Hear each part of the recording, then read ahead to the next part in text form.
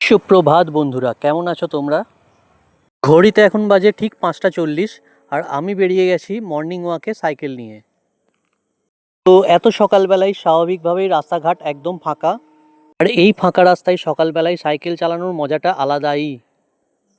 দেখো, আমরা এখন চৌরাস্তার ব্রিজে উঠছি, আর চৌরাস্তার ব্রিজে অন্য সময় ভিড় কেমন হয় তা তো তোমরা জানোই। ওই দেখো, বোলপুর শান্তিনিকেতন রেল স্টেশন দেখা যাচ্ছে। তো এরপর চৌরাস্তার ব্রিজ থেকে নেমে গেলাম, বাঁ দিকে চলে গেছে স্টেশন, আর ডান দিকে দুটো রাস্তা ভাগ হয়ে গেছে। একদিকে গেছে শ্রীনিকেতন, আরেকদিকে গেছে শান্তিনিকেতন। আমি এখন ডান দিকে মানে শান্তিনিকেতনের রাস্তায় যাচ্ছি। হেই ফ্রেন্ডস, নীল আকাশে তোমাদের সকলকে স্বাগত। তো সকাল থেকে আজকে ভীষণই গরম। দেখো, এখানে একটা লেখা আছে I love Bolpur. Yes, I love Bolpur. তো আমরা এবার বিশ্বভারতী বা শান্তিনিকেতন এলাকায় প্রবেশ করলাম। তো এই সামনে দেখা যাচ্ছে, দেখো, ভাষা ভবন আর বিদ্যা ভবনের বিল্ডিং। এখানেই আমাদের ক্লাস হতো। আগে যদিও পুরনো বিল্ডিংয়ে ক্লাস হতো, পরবর্তীকালে এখানে শিফট হয়। গ্র্যাজুয়েশনের 3 বছর পড়াশোনা করেছি এখানে, অনেক স্মৃতি আছে। সামনের ডান দিকে রয়েছে শান্তিনিকেতন থানা, এবং বাঁ হাতে পড়ছে মেলার মাঠ, মানে যেটা তোমরা পৌষ মেলা নামে জানো।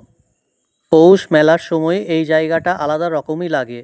কত জায়গার কত মানুষ এখানে আসে তখন। মেলার মাঠের একদম উত্তর পূর্ব কোণে দেখো, এখানে ভলিবল খেলা হচ্ছে।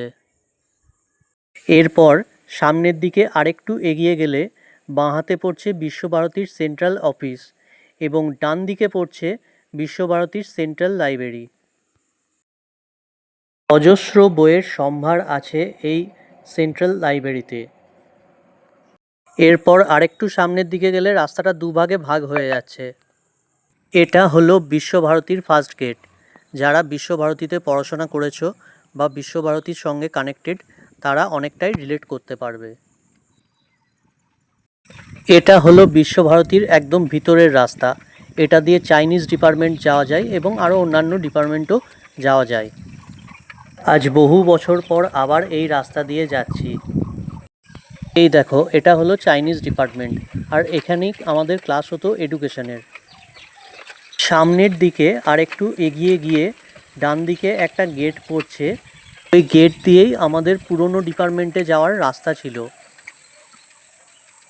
তো আমি এই মুহূর্তে চলে এসেছি গৌড় প্রাঙ্গণে।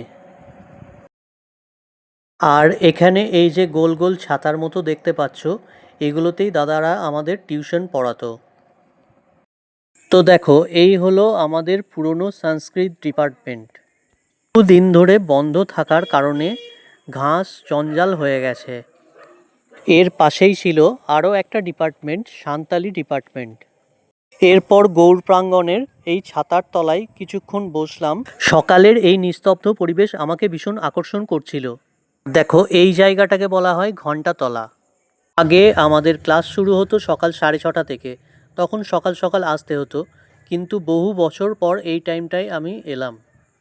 বিশ্বভারতীর অনেক সুন্দর সুন্দর জায়গা আছে, সবটা তো একটা ভিডিওর মধ্যে কভার করা সম্ভব নয়, তবে তোমাদের একটা ধারণা দিলাম। চারিদিকের সবুজে ঘেরা প্রকৃতির মাঝে সত্যিই নিজেকে হারিয়ে ফেলা যায়। এই হলো তোমার আমার আমাদের মিলনের স্থল, আমাদের শান্তিনিকেতন। দেখুন কত বড় বড় প্রাচীন সব গাছপালা। তো ভিডিওটা কেমন লাগলো অবশ্যই লাইক কমেন্ট করে জানাবেন। আপনাদের জন্য বোলপুর শান্তিনিকেতনকে নিয়ে ছোট্ট একটি উপস্থাপনা। বিশ্বভারতীর ভিতরে এখনও সেই লাল মাটির রাস্তা দেখা যায়, যেটা এখন আর খুব একটা দেখা যায় না আশেপাশে।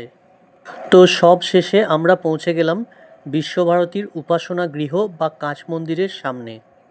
আমাদের প্রাণের কবিগুরু রবীন্দ্রনাথ ঠাকুরকে প্রণাম এবং শ্রদ্ধা জ্ঞাপন করে ভিডিওটা শেষ করলাম। ভিডিও ভালো লাগলে পেজে ফলো এবং ইউটিউবে সাবস্ক্রাইব করো।